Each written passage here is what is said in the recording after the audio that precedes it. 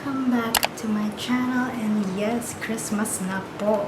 Now, technically, tinamad lang ako ligpitin yan last year, but technically, September na next month. So, burr months na. So, ibig sabihin, Christmas na sa Pinas. So, yeah. So, today, as promised, Lux promised, char!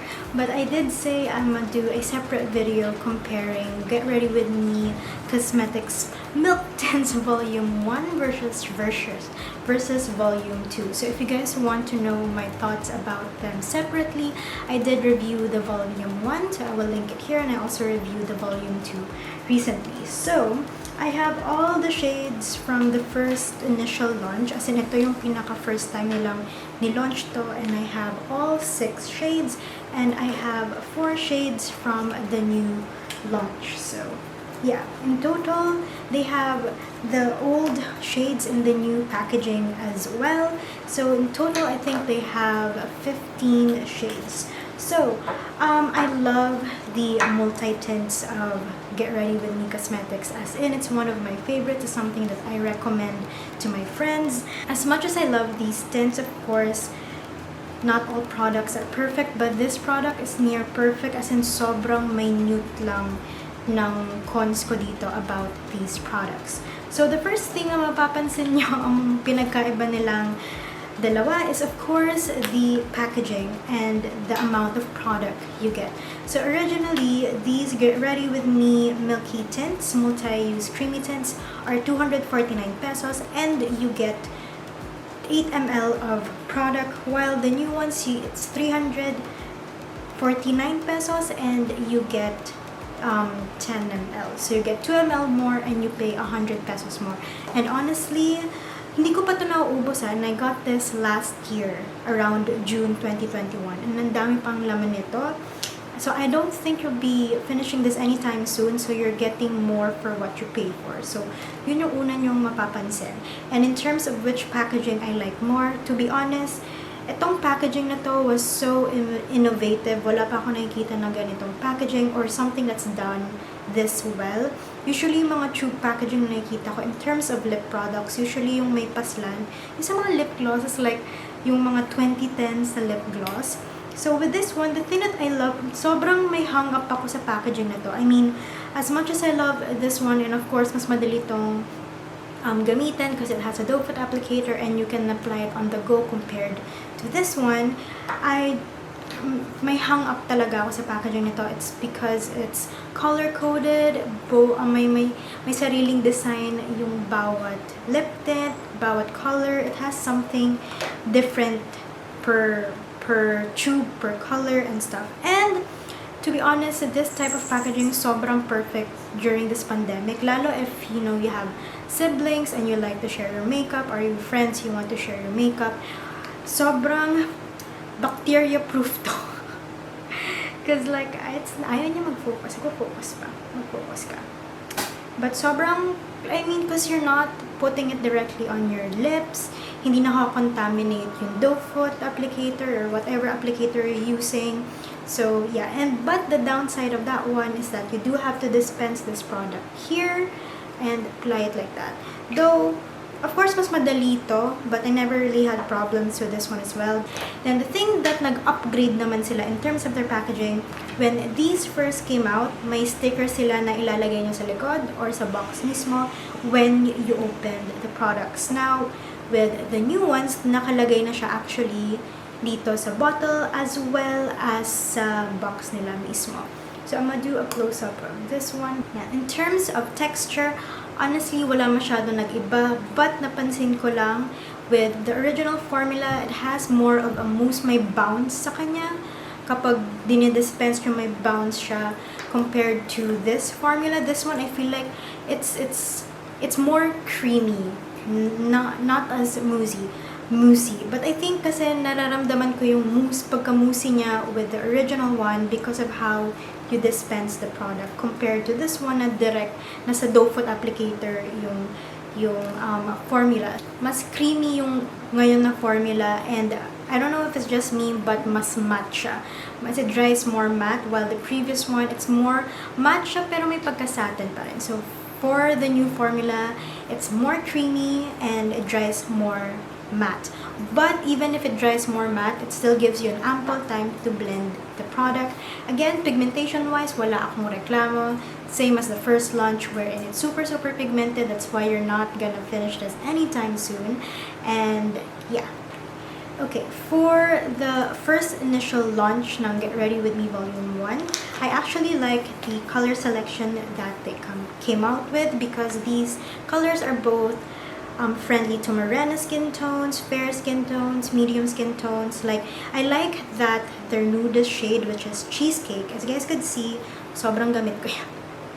For the shade Cheesecake, hindi siya ganon ka-nude. I got a tan, so first time ko lang siya ulit nagamit when I had a tan, and it didn't wash me out. So very universal yung color selection nila.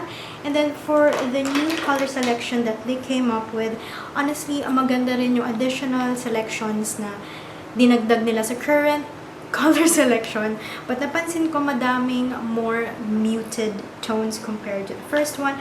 I feel like yung first initial launch nila patterns after Korean lip tints, yung mga shades na lumalabas, and I like that it's a bit more muted, so mas madami kayong selection. It's like muted na medyo deep, like it's muted but deep enough na it won't, like, you can still wear it at night, it's not gonna wash you out.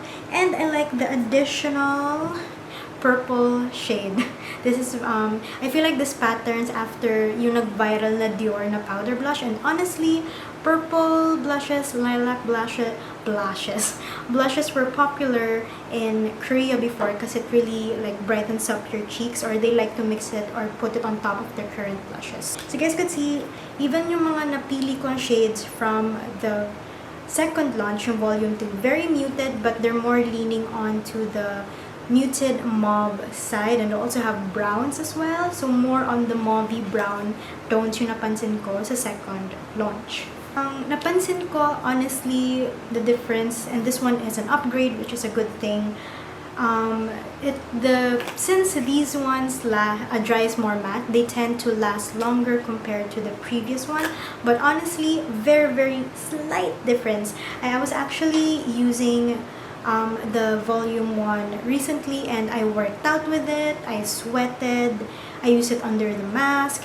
Of course, these are not completely mask proof, but it's not like sobrang malulusaw yung blush nyo. And it still lasts the same time. It's just nag-upgrade lang sila na mas naglala siya, in my opinion. And my two favorite colors from this is actually Fruit Tea and Cheesecake. It's what I'm using now just because, na-miss ko sila. So I'm using Fruit Tea on my cheeks and a mix of Cheesecake and Fruit Tea on my lips. So it's an upgrade. So I'm liking that yung formula nila, it's still very close to what we first loved, but paganda siya ng paganda, which is a good thing. Okay, and also something that still remained from the first launch that I love the first time is, even if they are nude shades like Cheesecake, and one of the nude ones here, I have Pink Cappuccino, hindi sila nag-change ng color as the day progresses. If you've used Korean lip tints, kahit nude sila, pag nag-fade sila, biglang may bright red or pink na lip tint underneath. So it changes. Because I think they have because they want to make it last, so I think they have to put a tint underneath it, or it changes.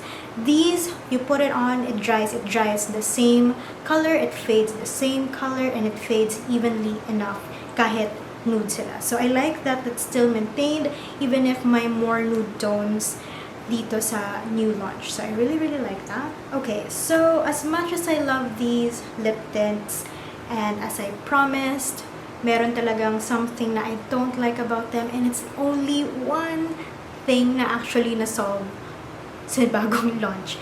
It's actually the packaging of these. These tend to explode, or nagbaburst. I think I have, two here. May isa dito na medyo napigilan ko pa. As I said, one of my favorite shades is Fruit Tea, and you guys would see, sobrang dumi niya. Ayan, ganyan niya nangyari sa kanya. I don't know if you guys would see it, but yeah, it exploded. Ayan din yung cap. So I stopped using it for a while. Tapos biglang literally itong pipet nila sa taas, it literally nag-lift talaga siya, as in umalis siya sa packaging mismo, as in nahulog siya, and it exploded in my clothes. And same with this one. This one I think is 100% sugar. Ito medyo, I don't know, medyo naka-lift na siya. I don't know if that improved because I never bought again in this packaging mismo kasi ang dami pa nila.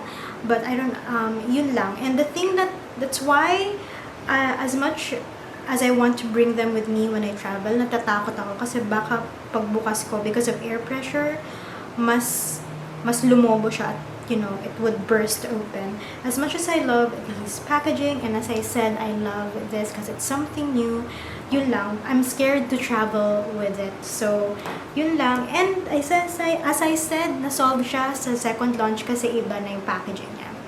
Doe foot na siya. The thing about this one, and I said it in my individual review of the volume 2, I have love-hate relationships with big doe foots because I have small lips. But then, ang ginagawa ko rin naman talaga dito, I put it in the middle, blend it out kasi they're super pigmented. But then again, the big doe foot applicator really just helps in, dispensing product on your eyes and your cheeks. So, yun, na-solve din yung ayaw ko sa previous thing. See, wala talaga akong ayaw dito sa product na to eh. But, yeah, if you guys still wanna try the original launch or yung packaging na ganito, they actually have a set. I think for 649 pesos you get the minis, and honestly yung mga minis na yun sobrang maglalast din yun. I feel like it's a pretty good deal, and it's something cause Christmas na, it's something that you can actually gift to your friends if they want, if they've never tried it. Honestly, itong first selection nila compared to the previous launch, especially for those who don't have a lot of lip colors, sobrang ganda ng first initial launch nila. Kasi tingnan nyo, you have a pinky, nudie, brown color that works with a lot of different skin tones. Pero meron kayong winter melon, which is more of like a peachy undertone. So if you don't really like pinks, you have an option of this one, but still muted and nude. And then you also have fruity, which honestly is like a pinkish red, and na may konting peachness to it na you can definitely use pang, as in sobrang lakas nito, fresh.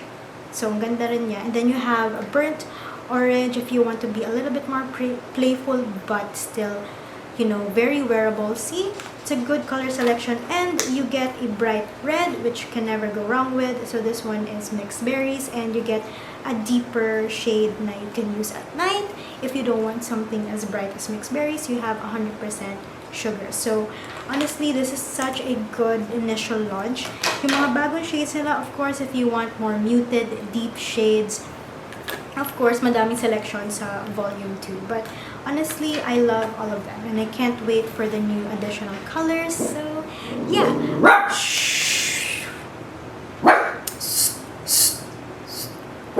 So hope you guys like my review for the Get Ready With Me Cosmetics Volume 1 and Volume 2. Again, I've reviewed them separately, and yeah, don't forget to click the subscribe button down below. Don't forget to give this video a thumbs up, and I'll see you guys in my next video.